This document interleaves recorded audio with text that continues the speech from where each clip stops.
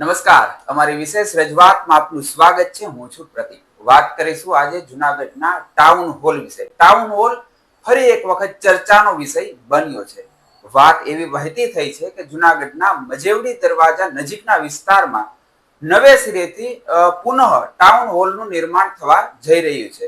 અંદરથી વાતો આવી રહી છે બહાર, જેને લઈને સામાન્ય પ્રજામાં પણ આ બાબતનો વિરોધ થઈ રહ્યો છે, જેને લઈને જાગૃત નાગરિકો પણ આ બાબતે વિરોધ દર્શાવી રહ્યા છે, જેને લઈને જુનાગઢ મનપાનો વિપક્ષ પણ આ બાબતે પોતાનો વિરોધ દર્શાવી રહેલ છે.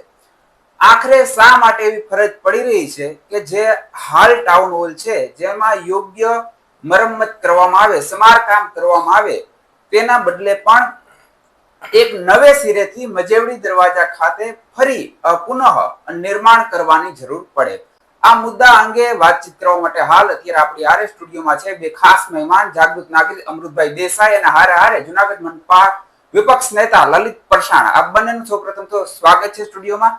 અમૃતભાઈ, સૌપ્રથમ આપને એ સવાલ આપે આ મુદ્દો ઉપાડ્યો છે, એક મહત્વપૂર્ણ બાબત કહી શકાય શહેર માટે, શહેરના લોકો માટે.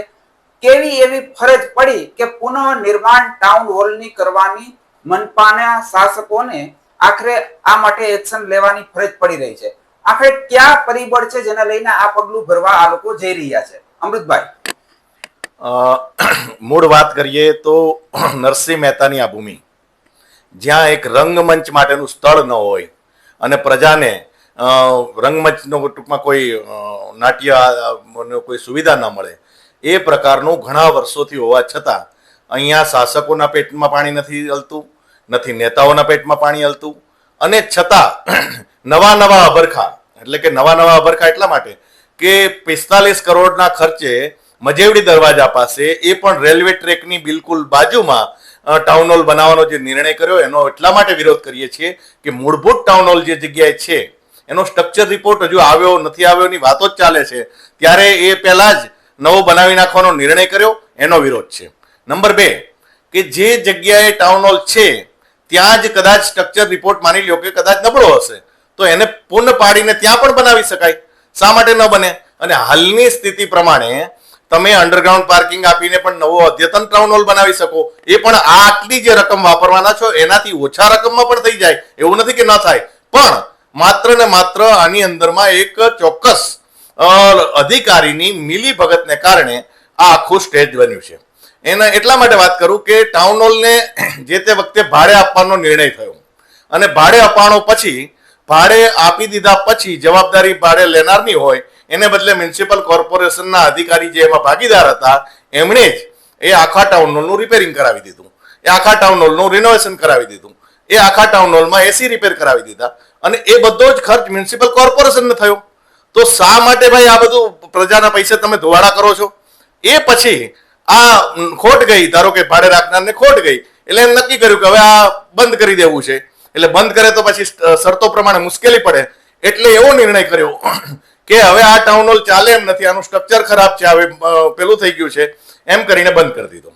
બંધ કરી દીધા પછી સ્ટ્રક્ચર રિપોર્ટના બહાના હેઠળ 2 વર્ષથી હજુ પણ એ ટાઉન હોલને ત્યાં અંદર ગોડાઉન એક ભંગારની સ્થિતિમાં મૂકી દીધો, અને આટલો સરસ 2-2.5 કરોડના ખર્ચે રિપેર થયેલો ટાઉન હોલ એને ભંગાર બનાવી દીધો, છતાં પણ કોઈનું પેટનું પાણી ન હાલે. એટલે આ બાબતે અમે રજૂઆત કરી છે અને વાત કરી છે.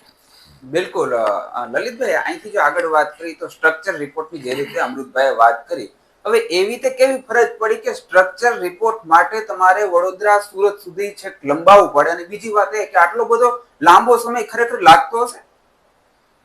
જી, આપણે જોઈએ કે જે ટાઉન હોલ છે, જે સામળદાદા ગાંધી ટાઉન હોલ હતો, એમાં આપણે જોઈએ કે ગિરનાર આપણું જે ક્ષેત્ર છે એ પ્રવાસન નગરી છે, અને કલા સંસ્કૃતિ પ્રત્યે પણ અહીંયા આપણે જોઈએ કે પદ્મશ્રી 4 થી 5 આપણા કલાકારો છે, અને હજી બીજા અનેકો કલાકારો અહીંયા વસવાટ કરે છે. અને મને અવારનવાર વિરોધ પક્ષમાં જ્યારથી બેઠો ત્યારે ટાઉન હોલ બાબતે જે બંધ હતો એને બાબતે અરજી મળતી, અમે 3 થી 4 વાર જનરલ બોર્ડમાં મૂક્યું, ત્યારે એણે કીધું કે આનો સ્ટ્રક્ચર રિપોર્ટ અમે સુરત એક એજન્સી અને 12 લાખ રૂપિયાના ખર્ચે અમે સ્ટ્રક્ચર રિપોર્ટ કરાવવા મૂક્યો છે. હવે જે સ્ટ્રક્ચર રિપોર્ટમાં ભ્રષ્ટાચાર હોય તો આપણે જોઈએ કે ટાઉન હોલમાં તો કેટલો હોય, અને એ ટાઉન હોલમાં કોઈ પણ વાંધો નથી, માત્ર ત્યાં કચરાની ટોપલીઓ ભરી દેવામાં આવી હતી, ગોડાઉન તરીકે ઉપયોગ કરવામાં આવ્યો હતો. આ જે અધિકારી અને શાસક પક્ષ છે એની નિષ્ફળતા છુપાવવા માટે આ તમામ વસ્તુઓ કરવામાં આવે છે. અને બીજી તરફ બીજો જે ટાઉન હોલ બનાવવાની વાત છે એ માત્ર ને માત્ર પૈસાનો વેડફાટ છે. 43 કરોડના ખર્ચે તો આપણે જોઈએ કે એક નહીં પણ 3 થી 4 ટાઉન હોલ બની જાય. 43 કરોડ રૂપિયાનો ખર્ચ ને એ પણ એવી જગ્યાએ કે કોઈ પણ જુનાગઢ વાસીઓ જવા તૈયાર નથી એવી જગ્યાએ કે જ્યાં અશાંત વાતાવરણ હોય. ખરેખર કે આ ગિરનાર ક્ષેત્રમાં અથવા જે ટાઉન હોલ છે એને વ્યવસ્થિત ખાલી રિપેરિંગ કરી નાખવામાં આવે તો પણ ત્યાં તમામ કામગીરી થઈ શકે. હવે સ્ટ્રક્ચર રિપોર્ટની આપણે વાત કરીએ તો સ્ટ્રક્ચર રિપોર્ટ આપણે જુનાગઢમાં કેટલા બધા આર્કિટેક્ટ છે, સ્ટ્રક્ચર ડિઝાઇનર છે, એને સામાન્ય તમે અહીંથી રિપોર્ટ લઈ ગયો. જ્યારે અત્યારે કોર્પોરેશન ગમે ત્યારે જર્જરિત બિલ્ડિંગોને નોટિસ આપે છે ત્યારે જર્જરિત બિલ્ડિંગ ગમે ત્યારે રિપોર્ટ થાય રિપેરિંગ કરે ત્યારે સ્ટ્રક્ચર ડિઝાઇનરનો રિપોર્ટ લેવાનું કહે છે. ત્યારે અહીંથી લોકલ જ આપે છે ને માન્ય રાખીને યોગ્ય રીતે ને ફરી પાછું એને વાપરવા માટે મંજૂરી પણ આપે છે. તો સામાન્ય જનતાના અહીંયા જે કોર્પોરેશનના નિમેલા છે સ્ટ્રક્ચર એન્જિનિયર તો એ શા માટે નથી કરતા? કારણ કે જે જૂનો ટાઉન હોલ છે એને કોઈને કોઈ રીતે અત્યારે ભંગાર બતાવી અને નવો એને ગમે તે રીતે કરવો છે. આમાં જનતાને કોઈ લાભ નથી. કરોડો રૂપિયા જે જનતાના ટેક્સના પૈસા છે એનું પાણી કરવું છે. અને ખરેખર જે પ્રાથમિક સુવિધાના કામો છે, રોડ, રસ્તા, ગટર, જે લોકો અત્યારે પરેશાન થઈ રહ્યા એમાં પૈસા નાખવાની જરૂર છે. અને જે ટાઉન હોલ છે એ કમ્પ્લીટ છે. ગમે એ એન્જિનિયરને તમે સાથે રાખીને ત્યાં ગયો તો એમાં કોઈ પણ જાતની તકલીફ નથી કે કંઈ પડે એમ નથી. યોગ્ય રીતે માત્ર ખાલી એની જાળવણી કરવાની જરૂર છે. અને ખાસ તો આપણે જોઈએ તો 90 લાખ રૂપિયાના એસીનું એમાં કામ કરવામાં આવ્યું હતું છેલ્લે. હજી એનું 1 વર્ષ નથી થયું. એનું મેન્ટેનન્સ પણ હજી ચાલુ નથી થયું ને એસીની સ્વિચ પણ દબાવવામાં નથી આવેલી. તો શા માટે 90 લાખ રૂપિયાનો ખર્ચ કરી અને જૂના ટાઉન હોલમાં એસી નાખવામાં આવ્યા? એનો મતલબ એ કે ટાઉન હોલ ચાલે એમ જ હતો, પરંતુ કોઈને કોઈ પ્રકારે આ પૈસાનો વેડફાટ અને ભ્રષ્ટાચાર કરવા માટે આખું ષડયંત્ર છે. આવી રીતના જોઈએ કે જે છે એને સાચવી નથી શકતા અને હજી બીજો બનાવો તો એ બીજો પણ આની જેમ ભંગાર થઈને પડ્યો રહેશે. માત્ર ખાલી કરોડો રૂપિયા ગ્રાન્ટ વાપરવા માટે જ આ તમામ વસ્તુઓ કરવામાં આવે છે. બિલકુલ. અને ખૂબ મહત્વની વાત આપે એ કહી કે ભાઈ જે રીતે શહેરની મધ્યમાં આ ટાઉન હોલ છે હવે એને બદલે મજેવડી દરવાજા વિસ્તાર જે એક રીતે થોડુંક દૂર પણ થઈ જાય ઘણા ખરા લોકોને, તો પછી શા માટે અહીં જ એમનું મરમ્મત ન કરવામાં આવે, નવીનીકરણ અહીં ન કરવામાં આવે? અમૃતભાઈ, અહીંથી આગળ વધીએ આપણે આગળ. આપને હું એ પૂછવા માંગીશ કે આપે એમએલએ જુનાગઢને આ બારામાં રજૂઆત કરી છે. હજુ સુધી આપ કયા લેવલે રજૂઆત કરશો કે પછી કરાય છે? અને આગામી દિવસોમાં જ્યાં સુધી આ લડતમાં તમને સફળતા ન મળે ત્યાં સુધી તમારા કેવા પ્રયાસો રહેશે લોકોના હિત માટે? પ્રજા હિત માટે હંમેશા કામ કરવું છે અને કરતા રહીશું. ગમે એટલા વિઘ્ન આવે પણ પ્રજા હિતનું કામ અમે ક્યારેય છોડીશું નહીં, એ ફાઇનલ છે. રહી વાત ટાઉન હોલની, તો ટાઉન હોલના અંદરમાં જે કંઈ કૌભાંડ છે એ કૌભાંડને અમે બહાર લાવવાના છીએ. એક અધિકારીની મિલીભગતને કારણે કોઈ સંસ્થાને ટાઉન હોલ દઈ દેવાનો જે પ્રયાસ છે એ પ્રયાસને અમે ખુલ્લો પાડીશું. અત્યારે મેં માનનીય મુખ્યમંત્રીશ્રીને પત્ર લખ્યો છે, ઈમેલ કર્યો છે અને એ જ રીતે વડાપ્રધાન કાર્યાલય એટલે કે પીએમઓમાં પણ આની રજૂઆત કરી છે. અને પીએમઓમાં રજૂઆત જે કરીએ એનું તરત રિઝલ્ટ મળે છે. એટલે હું એટલું 100% કહીશ કે આ જે ટાઉન હોલમાં જે કોઈ લોકોએ મિલીભગત કરી છે કે જે કંઈ હશે અને સ્ટ્રક્ચર રિપોર્ટથી માંડીને જે કંઈ એમાં કૌભાંડ થયા છે એ બધા જ કૌભાંડ બહાર લાવવાના રહેશે.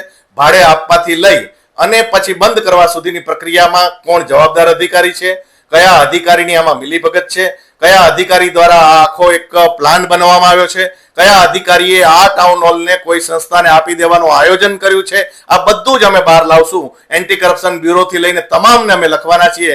એટલે 100% હું તો એટલું કહીશ કે આમાં જે કોઈ અધિકારીની મિલીભગત હોય એમણે તાત્કાલિક સ્ટ્રક્ચર રિપોર્ટ બહાર લાવી અને ફટાફટ એક જે જગ્યાએ ટાઉન હોલ છે એ જ જગ્યાએ પુનઃ શરૂ કરવો જોઈએ. અને શામળદાસ ગાંધીનું જે નામ છે એ ગાંધીના નામને જાળવી રાખવું જોઈએ. કારણ કે જુનાગઢને 15 ઓગસ્ટે આઝાદી નહોતી મળી, જે આઝાદી અપાવનારનું એકમાત્ર નામ છે એને ભૂસી નાખવાનો પ્રયાસ થાય. અને ત્યારે ધારાસભ્યશ્રીએ મને વચન આપ્યું છે કે ભાઈ અમે આમાં પ્રયાસ કરીશું.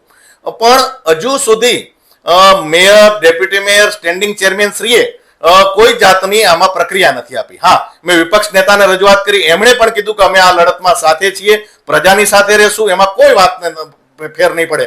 પણ વાત એ છે કે પ્રજા હિતને બદલે માત્ર 2-4 અધિકારીના હિતને ધ્યાનમાં રાખી અને પ્રજાને એક ગુમરાહ કરવાનો જે પ્રયાસ છે ને 45 કરોડ રૂપિયા રેલવે ટ્રેકની બાજુમાં એટલે કે ત્યાં મજેડી દરવાજા પાસે વેડફી નાખવાનો જે પ્રયાસ છે એ ક્યારેય નહીં થવા દઈએ. મજેડી દરવાજા પાસે ટાઉન હોલ નહીં બને અને નહીં બને. બિલકુલ. અને જુનાગઢ મનપાના પદાધિકારીઓ માટે આ ખાસ મેસેજ છે કે ભાઈ રજૂઆત જુનાગઢ MLA સુધી નહીં, રજૂઆત ગુજરાતના મુખ્યમંત્રી સુધી નહીં, પરંતુ આ રજૂઆત PMO સુધી પહોંચી છે. તો જે કંઈ પણ યોગ્ય ઘટતું કરતું હોય અને પ્રજાહિતને જે અંતર્ગત નિર્ણય હોય તે લેવો જરૂરી બને છે. એ અહીંથી મેસેજ પાસ થાય છે. લલિતભાઈ, અહીંથી આપણે આગળ વધીએ અને બીજો એક જુનાગઢનો પ્રાણ પ્રશ્ન કહેવાય જે હંમેશા ચર્ચાતો જ રહે છે, રોડ રસ્તા. ચોમાસું નજીક છે, ઘણા ખરા રસ્તાઓની હાલત હજુ દયનીય છે. શું લાગે છે, જુનાગઢની પ્રજાને ખરાબ રોડ રસ્તાની સમસ્યાથી નિરાકરણ મળશે કે નહીં? જી, આપણે જોઈએ કે આજે નહીં પણ છેલ્લા 5 વર્ષ થયા. છેલ્લા 5 વર્ષથી આપણે જોઈએ કે જુનાગઢની રસ્તાઓની હાલત અતિશય ખરાબમાં ખરાબ છે. અને લોકો ચોમાસામાં તો આપણે જોઈએ કે કાયદેસરના એટલા હેરાન થાય છે કે ઘરની બહાર પણ નીકળવું મુશ્કેલ થઈ જાય છે. જે સ્કૂલના વાહનો હોય, કચરાની ગાડીઓ હોય, આપણે સામાન્ય આપણે જોઈએ કે એ લોકોને જરૂરિયાતવાળી જે વસ્તુઓ અને ઘરથી બહાર નીકળવું હોય એવા પ્રાથમિક સુવિધાના રોડ રસ્તાઓ, જે મુખ્ય રસ્તાઓ, એ પણ રિપેર નથી થતા.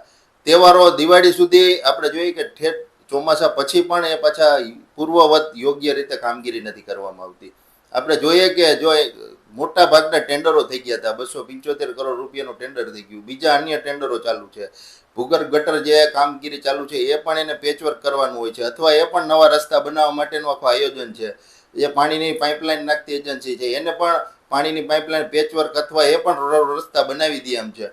તો આખું જો આયોજન પહેલા 6 મહિના પહેલા વ્યવસ્થિત બોડીએ કર્યું હોય અને અધિકારીઓને સંકલનમાં રાખીને જો આખી બોડીએ વ્યવસ્થિત આયોજન કરીને કર્યું હોત તો એક પણ રસ્તો એવો નથી કે ના બન્યો હોય. પરંતુ ક્યાંક ને ક્યાંક આપણે જોઈએ કે પદાધિકારીઓ જે છે એ એસી ગાડીઓ અને ચેમ્બરો અને VIP સુવિધામાંથી ઊંચા નથી આવતા. એને હિસાબે આપણે જોઈએ કે અત્યારે અંદર જે શાખા છે, બાંધકામ શાખા છે અને વોટરવર્ક શાખા છે, એનું સંકલન નથી.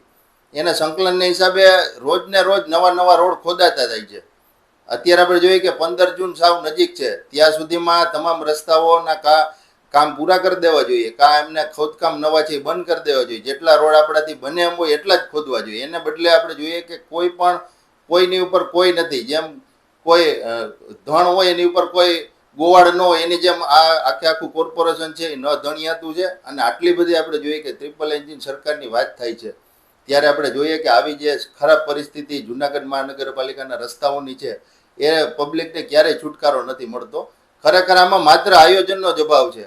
કરોડો રૂપિયાની ગ્રાન્ટ પડી છે, ટેન્ડર થઈ ગયા છે, માત્ર ખાલી આયોજનને હિસાબે જ જુનાગઢની જનતા હેરાન થશે. અને ઉપરથી પાછું આપણે જોઈએ કે જે રસ્તા નથી બને, અગાઉ જો એને ધાર્યો તો બની જાત, હવે ત્યાં કરોડો રૂપિયાની મેટલ પાથરવામાં આવશે અને ખોટા એમાં બિલો બનાવવામાં આવશે. આવી રીતના આપણે જોઈએ કે પ્રજાના પૈસાનો પણ વેડફાટ થાય છે, એનો કોઈ મિનિંગ નથી રહેતો. એટલે આવી રીતના વર્ષોથી આ સિસ્ટમ જે છે એમાંથી જુનાગઢ મહાનગરપાલિકા બહાર માત્ર ખાલી આયોજનના અભાવે જ આ તમામ વસ્તુઓ થાય છે. જો આયોજન વ્યવસ્થિત કરવામાં આવે તો મોટા ભાગના રસ્તાઓ ચોમાસા પહેલા બની જાય એમ છે, અને જે નથી બને ત્યાં મેટલિંગ કરી અને વ્યવસ્થિત ચાલવા લાયક તો થઈ જ જાય એમ છે. અમૃતભાઈ, જે રીતે લલિતભાઈ જણાવ્યું કે ભાઈ આયોજનનો અભાવ છે, આપને પણ જાણતા હશો કે ભાઈ શેરી ગલ્લીના રસ્તાઓ તો ઠીક છે, પણ દોલતપરાથી લઈને સાબલપુર સુધીનો એક જે મુખ્ય માર્ગ છે જેતપુર તરફ જવાનો, એ હાલમાં ખોદવામાં આવ્યો છે. બીજી તરફ આપ જુઓ તો મોતીબાગથી લઈ ટીંબાવાડી સુધીનો જે રસ્તાનું ખોદકામ કર્યા બાદ જે પ્રોપર પેચ વર્ક થવું જોઈએ, જે ઘણા સમયથી હજુ સુધી કરવામાં નથી આવ્યું. તો શું આ તમામ પ્રકારની બાબત જવાબદાર તંત્રને ધ્યાને નહીં હોય? અમૃતભાઈ, પહેલી વાત તો એ છે કે ભૂગર્ભ ગટર યોજના એટલે ભ્રષ્ટાચારની સૌથી મોટી યોજના જુનાગઢ કોર્પોરેશનમાં થઈ છે. એના માટે મેં માન્ય મુખ્યમંત્રીશ્રીને લખેલું, પાણી પુરવઠા બોર્ડ જે તે વખતે કરતું હતું એને પણ લખેલું, એમણે પણ તપાસ મૂકી હતી અને એમને તપાસના માટેનો મને પત્ર પણ આવ્યો હતો. પણ અહીંયાના લોકોએ એટલે કે પદાધિકારીઓએ ફર્સ્ટ ક્લાસ સેટિંગ કરીને આખી તપાસને દબાવી દીધી. એટલે મુશ્કેલી એ છે કે ભૂતકાળના પદાધિકારીઓએ જે પ્રકારે સેટિંગ કર્યા અને જે પ્રકારે આખું આ જુનાગઢને ખદબદતું કરી નાખ્યું છે ને, એને મને લાગે છે કે જુનાગઢને લગભગ 20 વર્ષ પાછળ નાખી દીધું છે. અત્યારે સતત એટલે કે સાબલપુરથી લઈ અને મજોડી દરવાજા સુધીના જે પાણીની લાઈન નાખી એના પેચવર્ક માટે સતત પાછળ પડ્યો હું. એમાં પણ મને લાગ્યું કે 2-3 વાર મેં કીધું એટલે કે એનું સ્કૂટર પડી જાય છે ને એટલે ફરિયાદ કરે છે. એટલે મને લાગ્યું કે હવે ભગવાનનો સહારો લેવો પડશે. એટલે ગણપતિ દાદાના નામે મારે રજૂઆત કરવી પડી કે ભાઈ ગણેશજીના દર્શને જતા બહેનોને પગમાં કાંકરા વાગે છે. અને એ રજૂઆત મેં માન્ય ચેરમેન શ્રીને કરી ત્યારે એમણે પેચવર્ક કરવા માટેની સૂચના આપી. સૂચના આપ્યા પછી કોઈ એમણે તો જોવાનું તસદી લીધી જ નહીં એ લોકો કોઈએ. પણ એ પેચવર્ક એવું દંગદળા વગરનું થયું છે કે અત્યારે ત્યાંથી સ્કૂટર પસાર કરવું હોય ને તો પણ મુશ્કેલી પડે. હમણાં જ એક વ્યક્તિએ જે જીવ ગુમાવ્યો છે ને, જે હમણાં જ એટલે લગભગ 4-5 દિવસ પહેલા, એ વ્યક્તિનું જીવ ગુમાવવાનું માત્ર કારણ એ કે સાઈડમાં પેચવર્ક નબળું હોવાને કારણે એણે રોડ પર લીધું ને એ જ વખતે ટ્રકે એને ઠોકર મારી. ટૂંકમાં કહેવાનો મતલબ એ છે કે કોઈ વ્યક્તિના જીવ જતા રહે, કોઈના હાથ પગ ભાંગે, કોઈના સ્કૂટર વાહનોમાં નુકસાન થાય અને છતાં આ લોકોને પેટમાં પાણી ન હાલે ને એટલે મને એમ છે કે આને તો ગિરનારી નહીં જ છોડે. હું તો એ સારા શબ્દોમાં જ કહું છું કે ગિરનારી તો ક્યારેય નહીં છોડે. આટલી હદે તમારી કંઈક તો જવાબદારી બને કે ન બને. તમને પ્રજાએ મત આપ્યા છે, પ્રજાએ ચૂંટીને બેસાડ્યા છે. અને પ્રદેશના લોકોને પણ હું કહું છું કે પ્રદેશના લોકો હવે ધૃતરાષ્ટ્ર બનવાનું બંધ કરો. પ્રદેશ ભાજપના લોકો હવે ધૃતરાષ્ટ્ર બનવાનું બંધ કરો અને આંખેથી પાટા છોડી અને જુનાગઢ બાજુ જોવો. હવે જુનાગઢની બદતર હાલત થઈ ગઈ છે. બિલકુલ બદતર હાલત થઈ ગઈ છે. અને આપણે આશા રાખીએ કે ભાઈ જે જુનાગઢની પ્રજાને જે પીડા છે, પાયાની સમસ્યાને લઈને પીડા છે, એમાં હવે વહેલી તકે સમસ્યાનું સમાધાન આવે. અમૃતભાઈ, લલિતભાઈ, આપ બંને સ્ટુડિયોમાં આવી અમારી સાથે વાતચીત કરી. ખૂબ ખૂબ આભાર, ધન્યવાદ, થેન્ક યુ.